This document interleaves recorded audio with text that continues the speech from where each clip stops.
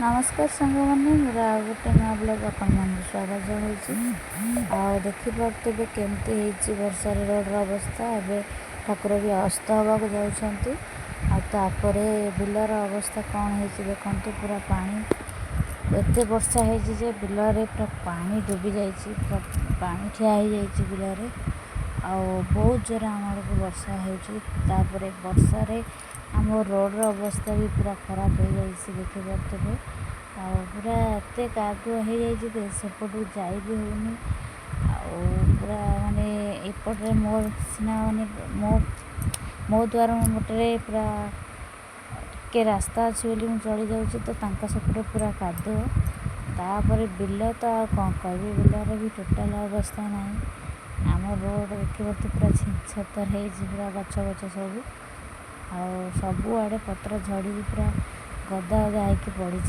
गछ डाल भी बहुत जोर वर्षा आड़ होता कि वर्षा घड़घड़ी भी बहुत जोर होता बात्या हबार कहते कि बात्या आमर है केवल वर्षा घड़घड़ी हो किए खेल खेलुच बसिकी वर्षा कौन पेन खेल खेलुच कौन मु जानी पानी बहुत बढ़िया माने हमें समझ के भी घरे बसले अपन माने खेल करिए बढ़िया लागो खेले पे खेलले पैसा मिलियो पैसा मिलियो कोन ये पेन खेल पैसा मिलियो आ जीतियो जी पैसा हां हां पैसा तो होला हां जे बाहर का तो से जीती दिबो से पैसा दो आउ थरे देखाउनी मुडे देखे आउ थरे स्टार्टिंग रु पका होवनी दे मते दे मु बढ़िया मजे कौन पेन खेल खेलुच दिए दिए ताकू दे दीदी दे हां ओके दे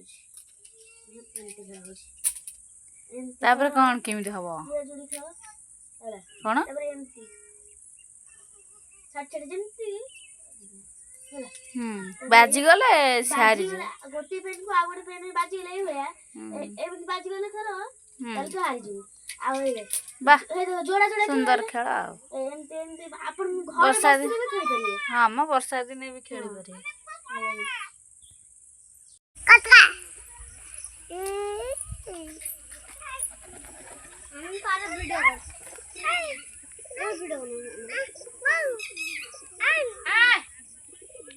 पारे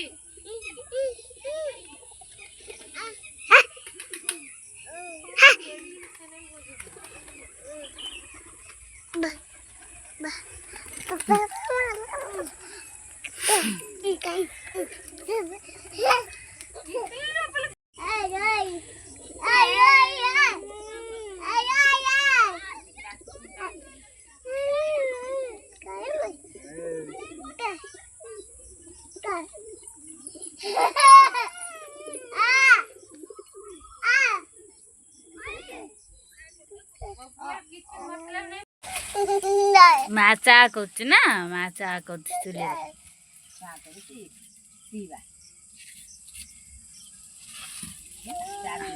की पतर जाउछ केंदु पतर बढ़िया तो जळुछ पूरा बाहर देवळा पूरा जळुछ बाबा हमर चुली रे पूरा चा होउछ एबे जा चुली चा चुली सब जिनस टेस्ट न खाजी टेस्ट भात रांधि से भात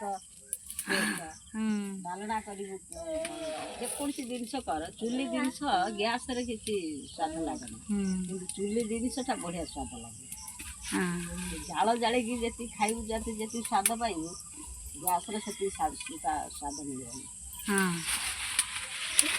आ कौन कर गैस टा रांधिया को पड़ू चुलीटा भी भल गैस टा किंतु सब जगह कौन चुली जल सब जगह चुली जल कौटी गैस दरकार हम कौटी चुली दरकार आमर तो माटी घर चाल घर आमको चुली आमको सुविधा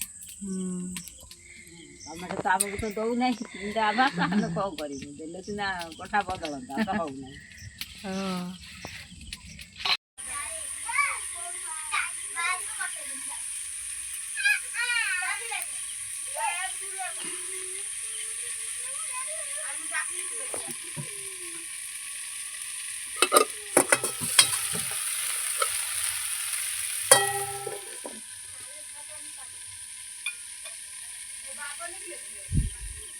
ସାଙ୍ଗମାନେ ମୁଁ ରୁଟି କରିକି ଆଉ ଭଜା କରିକି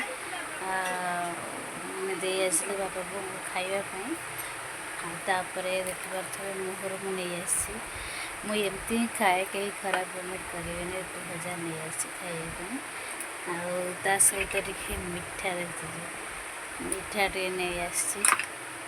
ଆଉ ପୁଅ ଝିଅକୁ ଶୋଇ ପଡ଼ିଲେଣି ଖାଇସାରିକି। ଆଉ ପାଖାପାଖି ରାତି 9ଟା ହେଇଗଲାଣି। ତ ବାଙ୍ଗଲୋରରେ 10ଟା 11ଟା ଆମର ଖାଇବା ହେଇଯାଏ, କିନ୍ତୁ ଏଠି ବହୁତ ଜଲ୍ଦି ଆମେ ଖାଇଦେଉଛୁ।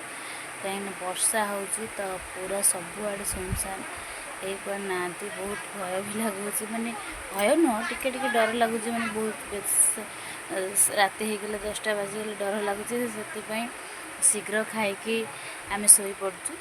ଆଉ ମୁଁ ତ ଏଠି ଖାଉଛି।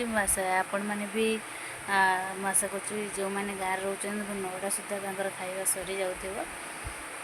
ଆଉ ମୁଁ ତ ଗାଁରେ ରହୁଛି, ଆମ ଗାଁରେ ଡେଲି ଲାଇଫ୍ ମୁଁ ଯାହା ବି ଭାବୁଛି, ଯାହା ବି କରୁଛି, ଆପଣମାନଙ୍କ ସହିତ ସବୁକିଛି ମୁଁ ସେୟାର କରୁଛି।